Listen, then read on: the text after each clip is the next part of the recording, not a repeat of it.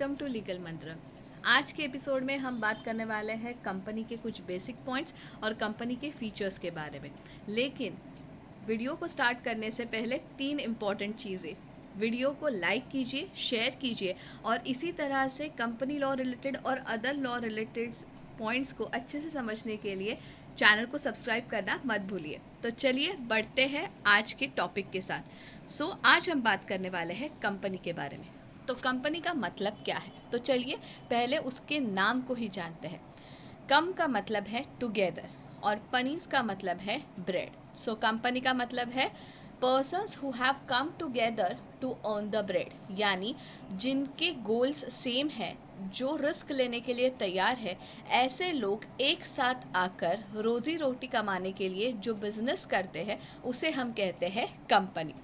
Earlier हमारे यहाँ पे 1956 का एक्ट था, कंपनीज एक्ट 1956, लेकिन इस एक्ट को नए तरीके से इम्प्लीमेंट करने के लिए या उसमें प्रोविजंस को ऐड करने के लिए, नए ज़माने की तरह से कंपनी को ढालने के लिए नए एक्ट को लाया गया। 2013 में 1956 के एक्ट को एबॉलिश किया गया और तब से we have Indian companies act 2013।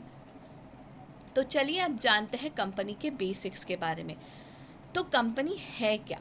Company है artificial person which is created by law, यानी in eyes of law company is also considered as a person. अगर लॉ के नज़रिए से देखा जाए तो जैसे आप और मैं पर्सन है, उसी तरह से कंपनी भी पर्सन कंसिडर की जाती है।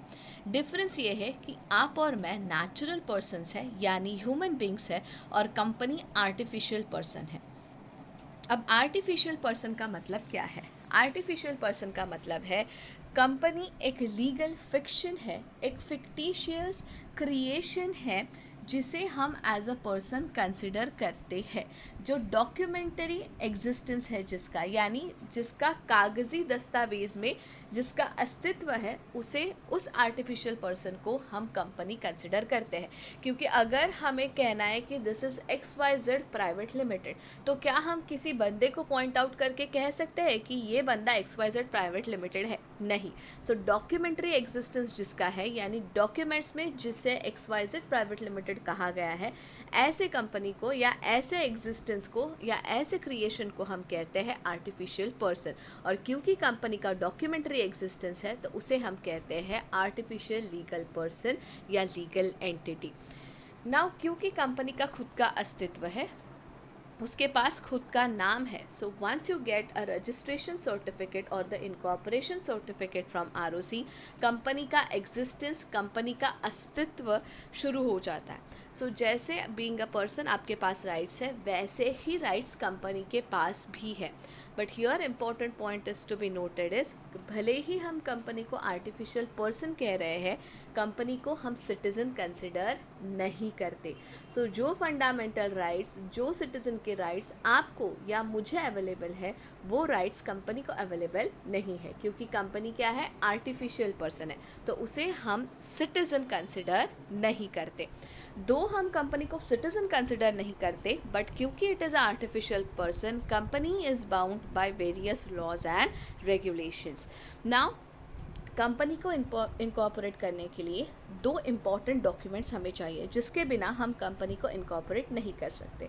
तो वो डॉक्यूमेंट्स है memorandum of association MOA and articles of association AOA। अगर शॉर्ट में बताया जाए तो मेमोरेंडम को हम कंपनी का कॉन्स्टिट्यूशन कहते हैं, क्योंकि कंपनी की बेसिक इन्फॉर्मेशन, ऑब्जेक्टिव्स ये मेमोरेंडम में होते हैं। और आर्टिकल्स ऑफ एसोसिएशन यानी bylaws of the company, हम कंपनी को किस तरह से चलाने वाले हैं उसके रिगार्डिंग जो रूल्स एंड रेगुलेशंस है, वो हम आर्टिकल्स ऑफ एसोसिएशन में लिखते हैं। मेमोरेंडम ऑफ एसोसिएशन के ऊपर ऑलरेडी प्लेलिस्ट में आपको वीडियो मिल जाएगा, तो उसे देखना बिल्कुल मत भूलिए और लाइक और कमेंट करना भी बिल्कुल मत भूलिए। तो चलिए बढ़ते हैं अब फीचर्स की ओर। बेसिक फीचर्स क्या है कंपनी के? सबसे पहला और इम्पॉर्टेंट फीचर है आर्टिफिशियल लीगल पर्सन। जैसे मैंने अभी कहा, company is considered as a legal entity, company is a documentary legal fiction, तो उसे हम आर्टिफिशियल लीगल पर्सन कंसिडर करते हैं, जो बहुत सारे रूल्स एंड रेगुलेशन से बाउंड है, फिर भी उसको सिटीजनशिप या सिटीजन के पास जो राइट्स अवेलेबल है या पावर्स अवेलेबल है वो कंपनी के पास अवेलेबल नहीं है।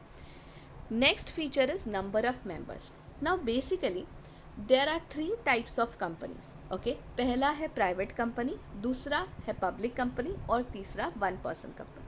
सो जब हम कंपनी को शुरू करते हैं उसी वक्त हम डिसाइड करते हैं कि हम कौन से टाइप की कंपनी इनकॉर्पोरेट करना चाहते हैं। सो अगर हमें प्राइवेट कंपनी इनकॉर्पोरेट करनी है तो उसके लिए हमें मिनिमम 2 लोगों की ज़रूरत है और मैक्सिमम 200 लोग जो है वो शेयर होल्डर्स या मेंबर्स हो सकते हैं प्राइवेट कंपनी के। सेकंड आता है पब्लिक कंपनी। अगर हमें पब्लिक कंपनी को शुरू करना है तो मिनिमम 7 लोगों की हमें ज़रूरत है।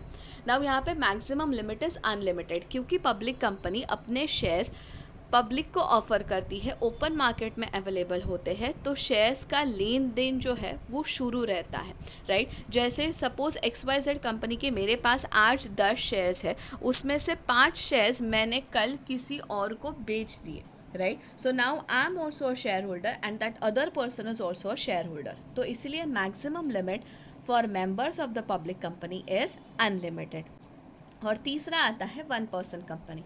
सो as the name suggest 1 person company का मतलब है ओनली 1 मेंबर। सो वही बंदा जो है वो उस कंपनी का मेंबर होगा, कोई और उस कंपनी का मेंबर या शेयर होल्डर नहीं हो सकता। तो चलिए बढ़ते हैं अगले पॉइंट की तरफ। कंपनी का एग्जिस्टेंस सिर्फ और सिर्फ वाइंडिंग अप की वजह से ही बंद हो सकता है। So company is having a perpetual succession, company never dies. Separate legal entity, जैसे मैंने कहा, कंपनी को इनकॉर्पोरेट करने वाले लोग और कंपनी, इनका अलग अलग अस्तित्व है। कंपनी के मेंबर्स की वजह से कंपनी को कोई अफेक्ट नहीं होता। सो कंपनी अपने खुद के नाम पे प्रॉपर्टी खरीद सकती है, बेच सकती है, खुद के नाम पे बैंक अकाउंट खोल सकती है। Company can sue and can be sued, यानी किसी और को कंपनी अपने नाम से स्यू भी कर सकती है या कोई थर्ड पार्टी भी कंपनी को उसी के नाम से स्यू कर सकता है, यानी कंपनी के खिलाफ केस कर सकता है।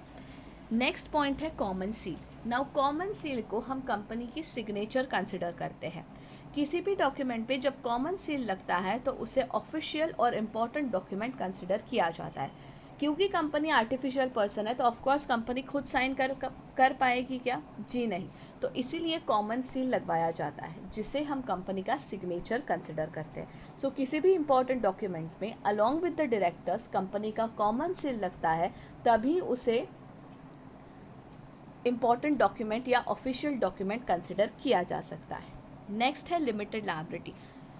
कंपनी जनरली लिमिटेड होती है। So company is generally limited by shares और बाय गारंटी, यानी जितने अमाउंट के शेयर्स आपके पास है उतने अमाउंट की या उतनी आपकी लायबिलिटी है टुवर्ड्स थर्ड पार्टी, तो उसे हम कहेंगे company limited by share.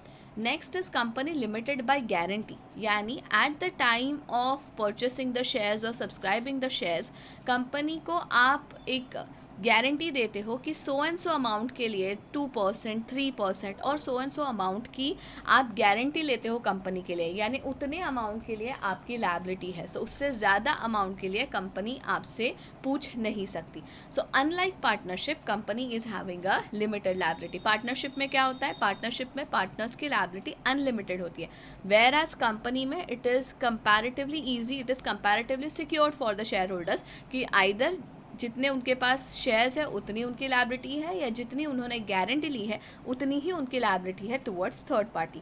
So important feature of the company is limited liability. And lastly transfer of shares. Company के शेयर्स को ईजिली ट्रांसफ़र किया जा सकता है, दैट मीन्स हम कंपनी के शेयर्स को ईजिली खरीद या बेच सकते हैं। So as you are aware, हम कंपनी के शेयर्स को through the share market easily खरीद या बेच सकते हैं, and because of demat now it has become more easy to sell and purchase the shares of the company. In case of a private company, of course, there are certain restrictions regarding the transferability of the shares, but transfer process is equally easy. तो आज के video में बस इतना ही। Video को and तक ज़रूर देखिए, लाइक, शेयर और सब्सक्राइब करना मत भूलिए। जल्दी मिलेंगे अगले वीडियो में।